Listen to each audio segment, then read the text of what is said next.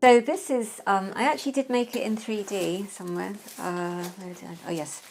So I had thought about a bit like a rosary or something that I feel it was really to do with the counting. So there was 108. It's called 108, and it has been performed. I made another one of these about 4 or 5 years ago, and John Tilbury, my wonderful musical mentor, who's a great pianist, he performed from another notation. So it was the same idea, 108 notes. But I'd actually made this where there are 108. These are seeds, so they've been strung together. So I had thought of actually holding and playing, but in the end I decided on looking at the two-dimensional form, and we started in the middle. And here we have. I'm really interested. Again, going back to John Tilbury, he's really been a major influence on me in the field of sound, and the quality of touch. And I think I can relate to that because of those very fine lines that I started doing when I lived in India. How, feather light, almost you're not touching the sheet.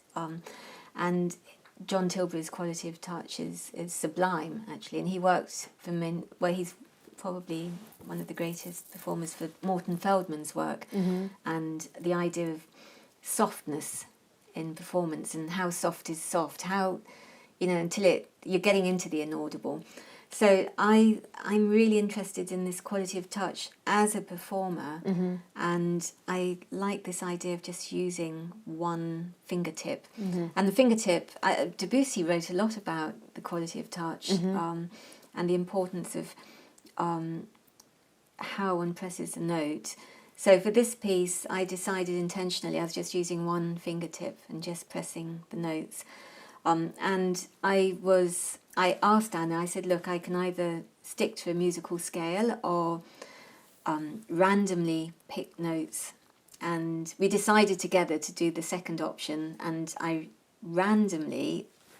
not even sure if it is randomly in the end, but I was just picking notes out.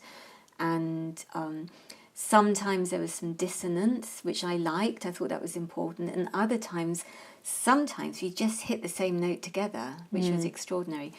So she was actually interpreting the string. So she was the string and I was the seeds, playing the seed notes. And so there were 108 notes. And if that could be played endlessly on a loop.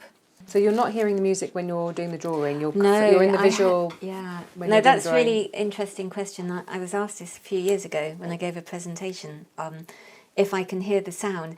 Now, I would like to say, hopefully, that the sound is there. It's just that I can't hear it. And that would be going back to Indian philosophy and the whole idea of nada yoga, and that there are sounds that are struck and sounds that are unstruck.